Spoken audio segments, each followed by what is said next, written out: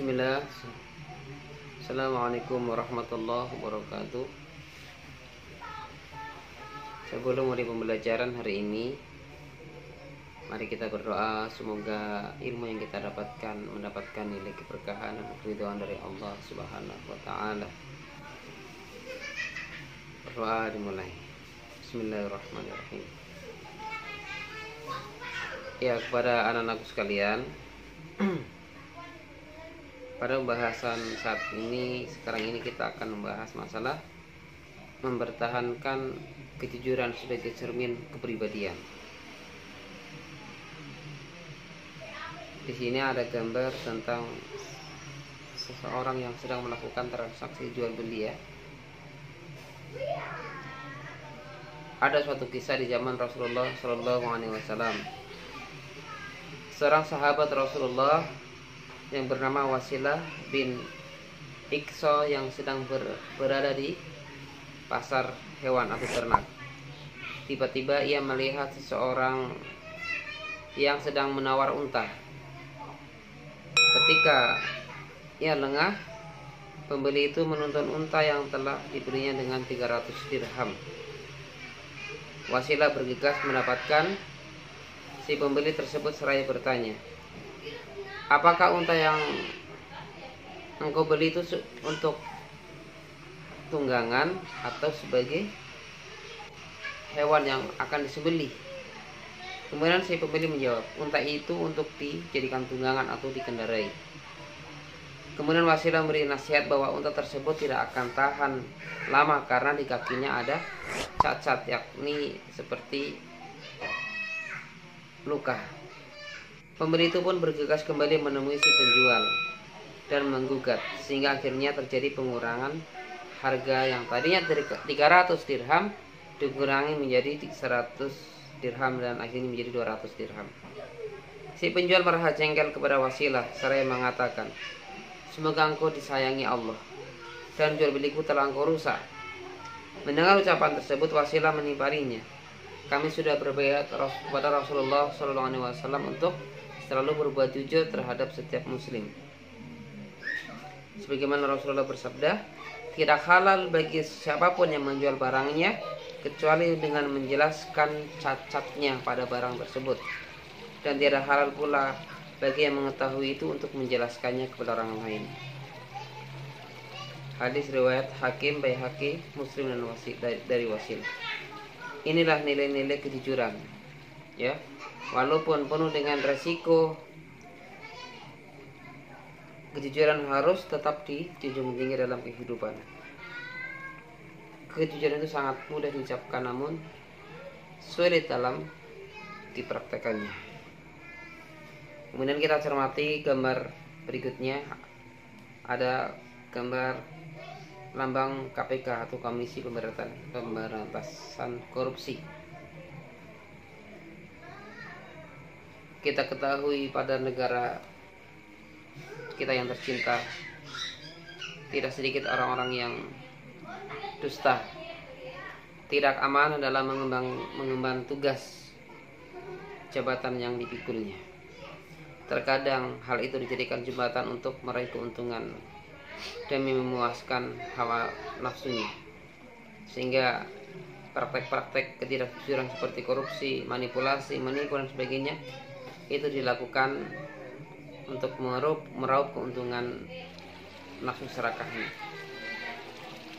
Berbagai cara dilakukan oleh sebagian orang untuk memenuhi keinginan dan kebutuhan hidupnya.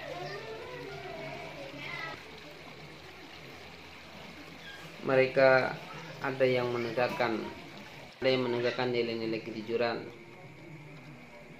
amanah dengan jabatan yang diembannya, bahkan tidak sedikit yang tidak menerapkan hal itu. Mereka jauh dari nilai-nilai kejujuran. Bagi mereka cara apapun boleh dilakukan, yang penting tercapai tujuan. Saya harapkan kepada anak-anakku, bila suatu saat kalian mendapatkan kepercayaan dari masyarakat memimpin suatu pimpinan atau menjadi anggota dewan, hendaklah berlaku jujur. Karena bila tidak, maka tidak ada nilai keberkahan dalam hidup kalian. Berani jujur itu hebat. Kalimat tersebut adalah sebuah slogan yang marak disuarakan oleh para aktivis anti korupsi untuk mendukung kerja Komisi Pemberantasan Korupsi dalam menjalankan tugasnya menangkap para koruptor. Ya, tidak sedikit kita saksikan di media-media berita orang-orang yang dikorupsi mantan pejabat daerah.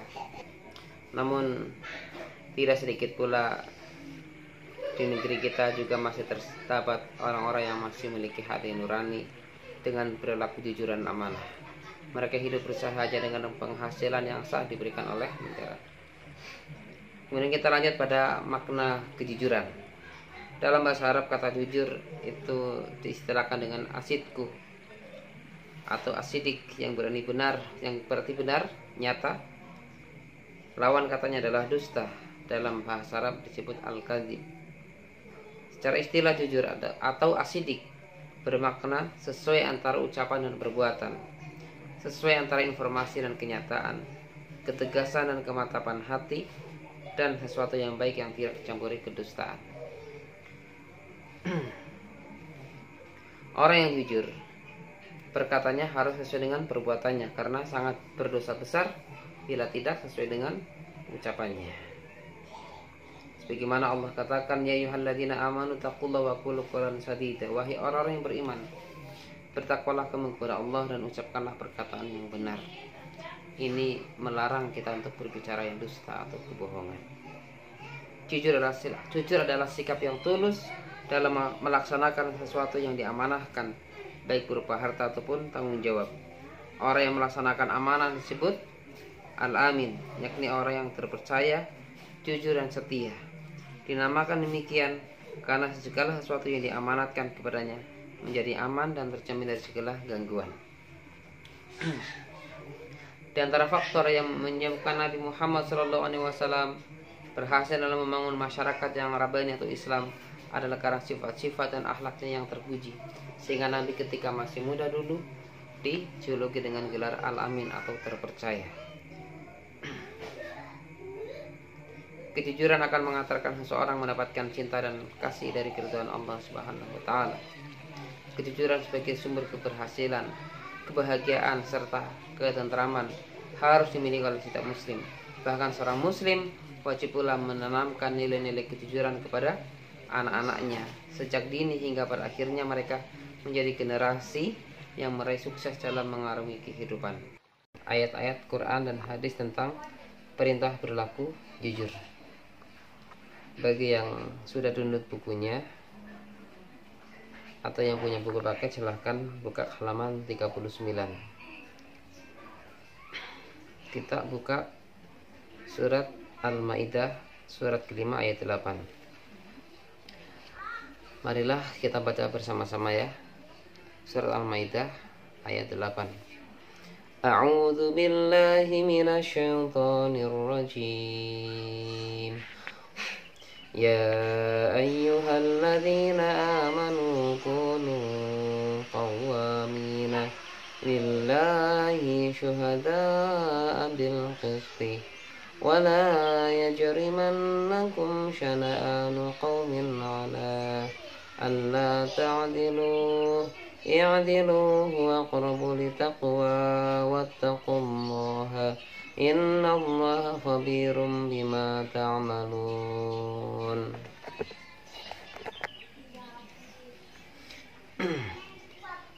Saya ulangi ya, silahkan simak karena nanti kalian akan menyetor bacaan surat ini ya ke nomor pribadinya Pak Guru sebagai bentuk penilaian. Yang kami nilai adalah dalam bentuk bacaannya atau makhrajal hurufnya dan tajwidnya, panjang pendeknya, pengucapan vokal hurufnya. Jangan sampai seperti huruf A dibaca nga, ko dibaca ko ya. Ya ayyuhalladzina amanu kunu qawwamina lillahi syuhada'a bil qisti wa la yajrimannakum syana'anu qaumin ala alla ta'dilu على ألا تعدلوا اعدلوا هو أقرب للتقوى واتقوا الله إن الله خبير بما تعملون. Wahai orang-orang yang beriman, jadilah kamu sebagai penegak keadilan karena Allah ketika menjadi saksi dengan adil. Dan janganlah kebencianmu terhadap suatu kaum membuatmu berlaku tidak adil. Berlaku adillah karena adil itu lebih dekat kepada takwa. Dan bertakwalah kepada Allah, sesungguhnya Allah Maha teliti terhadap apa yang kamu kerjakan. Kemudian surat At-Taubah ayat 119. Ya ayyuhalladzina amanu taqullaha wa kunu ma'as shadiqin. Wahai orang-orang yang beriman, bertakwalah kepada Allah dan hendaklah kamu bersenantiasa bersama dengan orang-orang yang jujur atau yang benar. Dalam surat Al-Maidah ayat 8, kita diperintahkan Allah sebagai seorang mukmin kepada orang mukmin akan melaksanakan amal dan pekerjaan yang cermat, jujur, dan ikhlas karena Allah Subhanahu wa ta'ala. Karena pekerjaan itu yang bertalian dengan urusan agama, walaupun pekerjaan yang bertalian dengan urusan kehidupan duniawi. Karena hanya dengan demikian kita akan sukses memperoleh balasan. Dalam persaksian mereka harus adil menerangkan apa yang sebenarnya terjadi, tanpa memandang siapapun orang, sekalipun akan menguntungkan lawan dan merugikan sahabat atau kerabatnya sendiri. Nah, disinilah makna adil. Jadi adil itu tidak memihak, walaupun kerabat kita itu salah sehingga kita membela yang salah ataupun membenarkan yang salah. Karena adil ini adalah menempatkan sesuatu sesuai dengan tempatnya. Kemudian lanjut. Ayat ini surat An-Nisa ayat 153.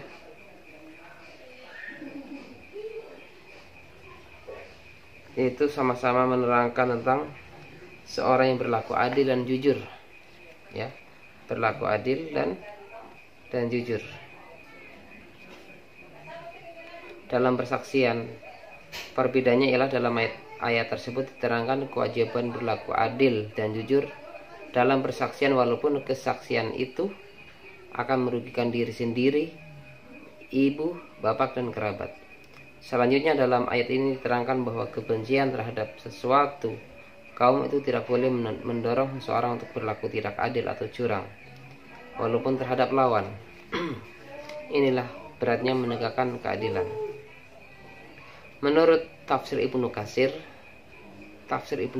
salah seorang yang pakar tafsir ya, maksud ayat tersebut adalah agar orang-orang yang beriman menjadi penegak kebenaran karena Allah, bukan karena manusia atau mencari popularitas. Mereka dapat menjadi saksi dengan adil dan tidak curang. Jangan pula kebencian kepada suatu kaum menjadikan kalian berbuat tidak adil terhadap mereka. Terapkanlah keadilan itu kepada setiap orang, baik kepada teman ataupun musuh, karena sesungguhnya perilaku adil itu mengantarkan seseorang atau pelakunya kepada derajat takwa. Terkait dengan menjadi saksi yang adil, ditegaskan dari Nu'man bin Bashir, ayahku pernah memberiku suatu hadiah. Ini kisah ya. Ayahku pernah memberiku suatu hadiah. Kemudian ibuku Amrah binti Rawaha berkata, aku tidak rela sehingga engkau mempersaksikan hadiah itu kepada Rasulullah. Kemudian ayahku mendatangi Rasulullah, meminta Rasulullah menjadi saksi atas hadiah itu. Kemudian Rasulullah pun bersabda, apakah setiap anakmu engkau beri hadiah seperti itu juga? Tidak, wahai Rasulullah, jawabnya.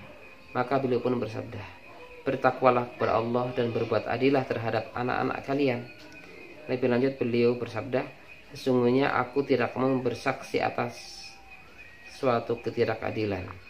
Kemudian ayahku pulang dan menarik kembali pemberian tersebut.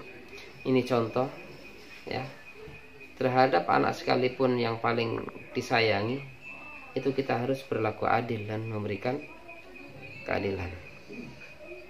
Kemudian surat At-Taubah ayat 119 ya, yang berbunyi ya ayyuhalladzina amanu taqullah wa kunu ma'as-shadiqin, menunjukkan seruan Allah dan memberikan bimbingan kepada orang-orang yang beriman kepada Allah dan Rasul-Nya.